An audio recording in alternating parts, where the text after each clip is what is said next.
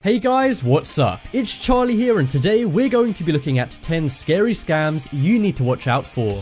Most people earn money from an honest job, but some decide to bend the rules and earn money from illegal schemes at the detriment of you. While these scams and tricks can be devastating, there are ways around them if you know how. So be sure to watch this whole video, as it might save your life or your wallet one day. Before we get started, leave a like and subscribe, and comment "I subscribed" and I'll try to reply.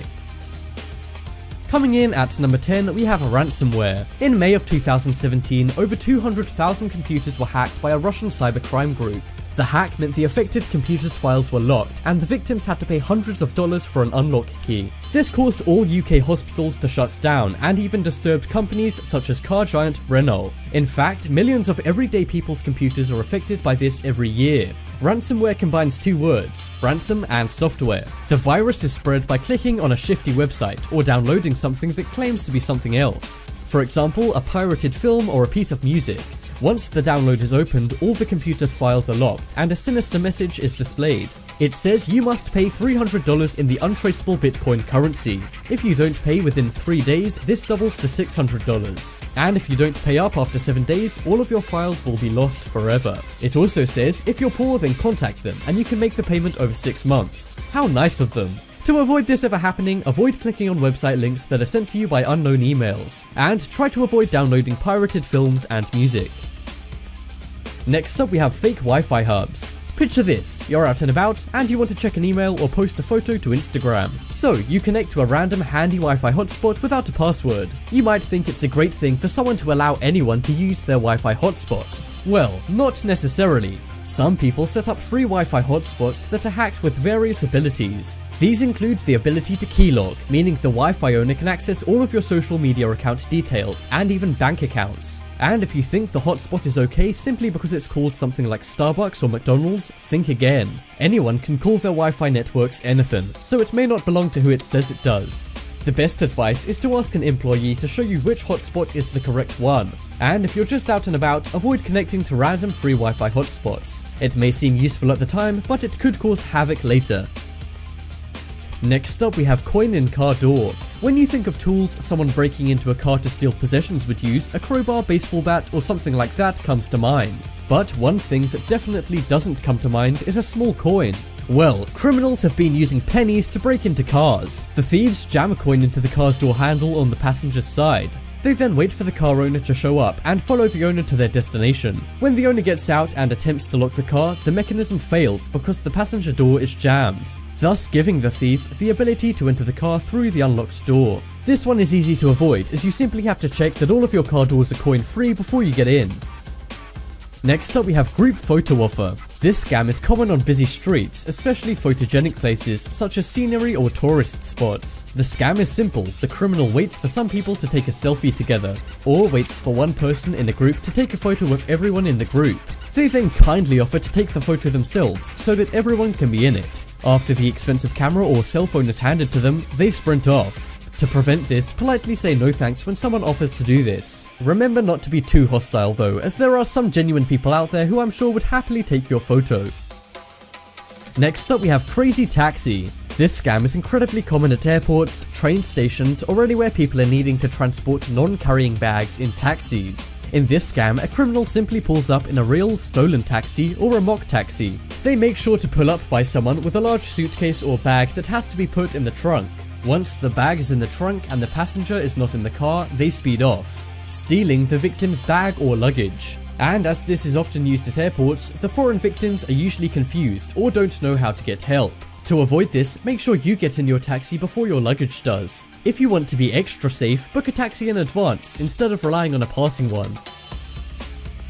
Coming up next, we have your secret video. This is a scam you may have experienced, however I hope you haven't fallen for it. Here's how the scam works. Someone gets a Facebook or Twitter message from their friend telling them to check out a shocking video of them.